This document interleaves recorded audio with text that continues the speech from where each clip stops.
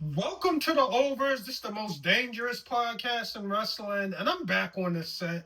And I just gotta talk about, ESPN and WrestlePalooza, how Triple H tried to bury Tony Khan in AEW, but it actually backfired because Tony Khan outsmarted Triple H. See, Tony Khan was not gonna place his program at 8 o'clock to compete with WrestlePalooza. He did the genius thing and put it on at 3. And most AEW pay-per-views are good. So now you got all these great matches from the Briscoe MJF Tic Tac match, from the Young Bucks, Brodino, and the ladder match. Then you had the main event, which was crazy, between Cal Fletcher and Hangman Adam Page. And soon as WrestlePalooza came on TV and ESPN posted, you had people in the comments saying, "Oh, AEW, these all-out matches are delivering." And then at the end of WrestlePalooza, people were saying, "Oh, this is mediocre." The Io Shirai match with Stephanie Vancouver stole the show, but the rest of the card was garbage. So now Triple H done the dumbest thing he could do. Have people watch both in the same night and compare the two. Obviously, AEW had the better show, despite the big names you had on WrestlePalooza. But another mistake that WrestlePalooza and Triple H made was not having too many big names on the card. You had too many big stars that wasn't on the card for ESPN's big WWE debut. Roman wasn't on there. Randy Orton wasn't on there. Logan Paul wasn't on there.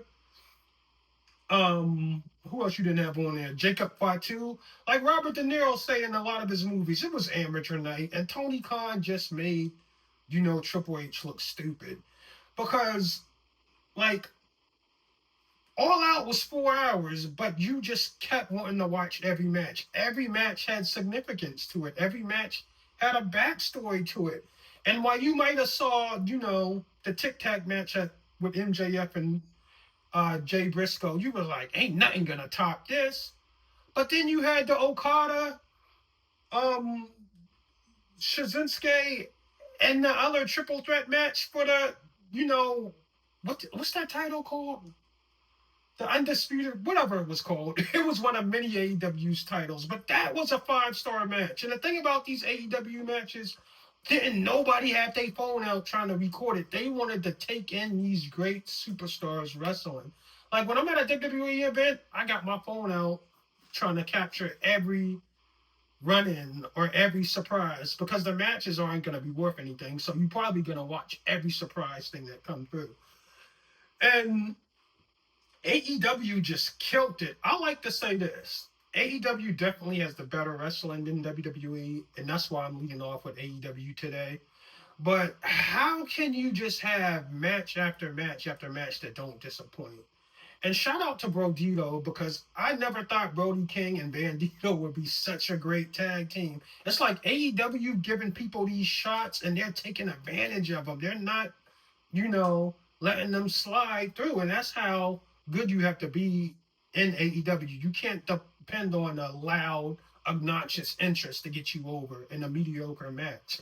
And shout out to Cal Fletcher, because he got his shot in front of the big stage and he killed it. It's like he did not disappoint.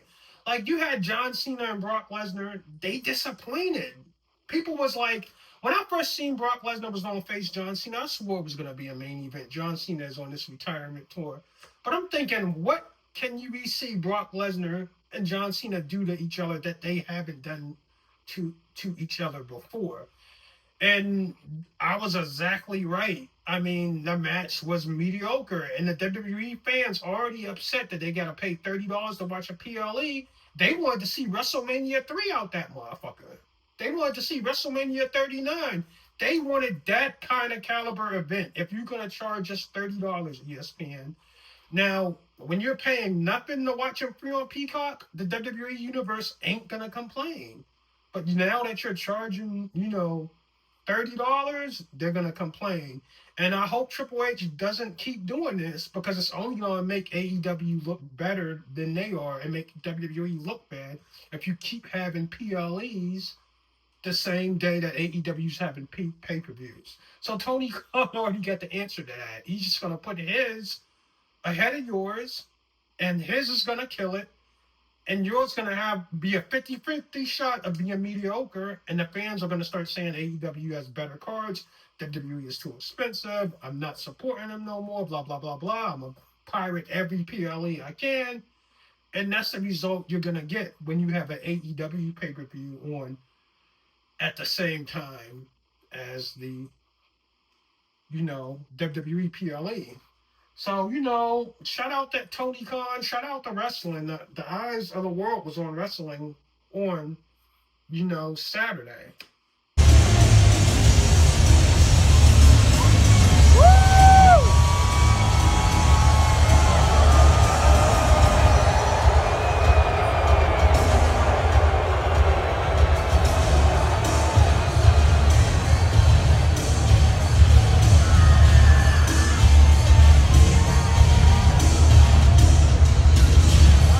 This John Cena retirement tour is becoming a mess, man. They don't know what to do. Now, they was happy when he turned heel and hit Cody with the low blow and joined The Rock. Then after WrestleMania, The Rock ain't show up to help John Cena break the record. Now all of a sudden fans was complaining about John Cena's heel run wasn't good. John Cena's heel run is stupid. But they begged for 8 years for John Cena to turn heel. So, creative is lazy in John Cena's retirement run. Creative is being lazy booking the heel run. And then the face run booking is lazy. So now they bring back Brock Lesnar. Now, Brock Lesnar is a good wrestler, but the problem is Brock Lesnar hasn't been in WWE for some time. And you can tell when he goes in the ring against John Cena, he just does a video game attack where he F5s John Cena a couple of times. John Cena strikes back with some offense. Brock dominates him 1, 2, 3. And this is terrible because at first you could justify John Cena winning as a heel when he cheats, but you can't justify him winning clean as a face against Brock Lesnar nor Cody Rhodes. See, John Cena should have remained a heel. Creative could have got better. He should have held the title. So in his retirement run, he would have been a heel all through his retirement run and through his last match against Cody Rhodes or whoever it would have been. And Cody Rhodes would have took the belt off him because John Cena would finally become face and decide, oh, I'm not going to hit Cody with the belt. Oh, I'm not going to hit Cody with the low blow. I'm John Cena. You can't see me. And he becomes face again at the last minute. How you don't have him? And then that will be the payoff. John Cena, win, lose, or draw, becomes the face that he originally was in his last match. How you don't have him become a heel when you know he only got limited, appearances left, and then turn him face? So you have him heel for half of his time left and then turn him back to face and make him job. It don't make sense. Now it's like his last match is just going to be any old match. And the only way they can fix this is if he faces The Rock in that final match. Because The Rock, they left that wide open. The Rock won in Miami at WrestleMania. When they had it back in New York at the Meadowlands, John Cena won. So John Cena can finish his business with the biggest star in wrestling history, arguably, The Rock, and then come back and finish his business with Roman, and John Cena can go off in the basket of glory. Who else is he going to fight? I hope his last match is not against, Brock Lesnar or CM Punk or Cody Rhodes again for the World Heavyweight title, because it just wouldn't make sense. The Rock and John Cena needs to finish out John Cena's title run. Because John Cena is not the same. People argued that he can't wrestle back then, 12 years ago. Now it's 2025. So what is he going to do in the ring now? So the heel made it made him, you know, able to get over by cheating and win matches. Now he's a face, and you don't want to put him over nobody that's going to be there for the foreseeable future. You don't want to put him over against Cody Rhodes. You don't want to put him over against Seth Rollins. You don't want to put him over against Roman Reigns. So you don't. Who do you want to put him over against? Eli Knight, Logan Paul, and Logan Paul is a better worker than John Cena. He carried John Cena. But Logan Paul is always on the mid card, no matter how good he is, because he's a YouTuber. He couldn't even beat Jey Uso for the World Heavyweight title, and you know how Jey Uso's mediocrity is as far as a solo wrestler.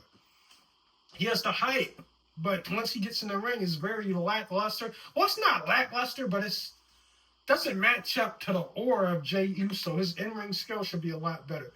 But John Cena's retirement tour started off good when he was a heel, but now it's just a huge mess. And I feel like the only person that can save that mess is if he finishes the trilogy with The Rock in his last final match. It can't just be with no Rudy Poo like Eli Knight or Solo Sikoa or Brock Lesnar, because obviously you don't want to put him over against Brock Lesnar. And now is Brock Lesnar in WWE for the foreseeable future now that they signed with ESPN for the PLEs?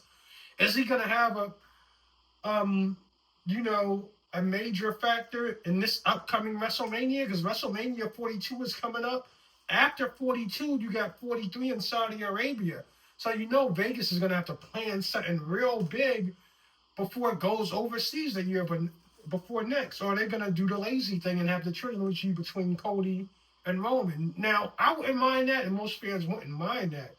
But what is Brock Lesnar's purpose in WWE? Was it just to do the one-off against, John Cena at WrestlePalooza? I don't know. But this John Cena retirement tour is looking like a damn mess.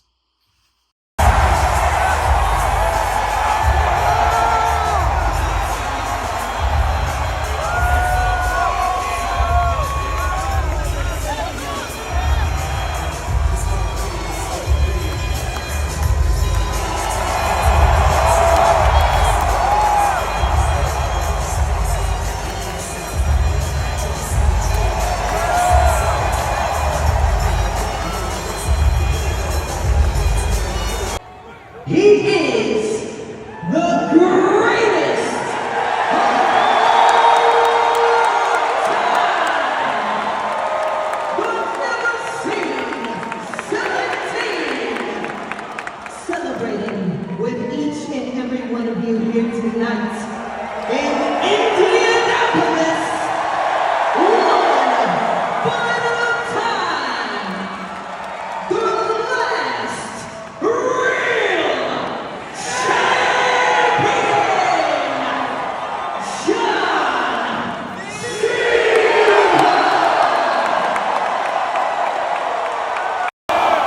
So Stephanie McCurr has become, WWE's new it girl. And it's funny because she had a match with Mercedes Varnado, formerly known as Sasha Banks, and she knocked it out of the park. And she got signed with WWE immediately. When she was a free agent, she didn't say, okay, nope, no bidding war between them. I want to go to WWE. They wanted to put her on the main roster, but she said she wanted to learn English first. So she went to NXT and got better in front of a small crowd. And now Naomi had the women's title, and she got pregnant by Jimmy Uso. Congratulations to them, too. So it left a void. And she got a chance to wrestle for that title against Io Shirai, and she knocked it out the park. And the way she knocked it out of the park, because WWE felt that she can handle the burden of being the new women's champion and be on the same level as Tiff Stratton, Bianca Belair, Becky Lynch, Rhea Ripley. She can hang with those girls. So why not give her a title shot? And she ended up going over against Io Shirai, and the fans was loving it. And the one thing about the WWE, they let you get the opportunity. I remember Tiffany Stratton didn't even nobody. No one ever wanted Tiffany Stratton in the ring. And then she worked on her game and improved herself, and she was the WWE women's champion and retained against the GOAT, arguably, Charlotte Flair. So I don't believe people are bad wrestlers and can't improve. It just matters how hard do you want to work. Because WWE is not going to let you just be big, pretty, and strong. If it's someone out there in NXT that's going to work harder than you and work on their game, they're going to move up the rankings and surpass you. Tiffany Stratton surpassed Natalia. She surpassed Selena Vega. She surpassed Chelsea Green. She surpassed Piper. She surpassed so many women to get to the heavy women's title. And you just seen Stephanie Bakura did the same thing. She didn't rest on her laurels. They knew she was a great in-ring performer. But being a great in-ring performer in front of 500 to 1,000 people is way different from being a great in-ring performer in front of like 15 to 17,000 people on a weekly Raw show or a PLE. And Stephanie Bakura, she didn't take the shortcut. She said, let me go to NXT. Let me earn my way. And she earned her way. I didn't tell that was an NXT female in the ring with Io Shirai at, WrestlePalooza. But I just want to talk about WWE. I was confused because I got the ESPN app with the Hulu and Disney Plus. It's a special for $30. I didn't pay for WrestlePalooza. So I'm saying now that I got the ESPN app, do I get every PLE for free because I got the ESPN Unlimited app? Or do I have to maintain the subscription to the ESPN Plus app? Or not ESPN Plus, ESPN Unlimited app, and then also pay an extra $30 for the pay-per-views, the PLEs. Let me know. Or because was WrestlePalooza just that free ESPN pay-per-view you got with the app and you're going to pay $30? Because not with the UFC, you had to pay $8 a month or the bundle price with Disney and Hulu. But you still had to pay for the pay-per-views separate. So ESPN Plus wasn't like Peacock where you got the UFCs for free. So the UFC pay-per-views all cost money. So somebody put me down. Is the PLEs free with ESPN's Unlimited app, or do you have to pay? And did you pay an extra $30 with the ESPN app when you watched WrestlePalooza? Because I didn't. Or did you watch it on the pirated site, wrestling.list? No, it's wrestlinglist.top. Just in case Watch Wrestling is kind of hot.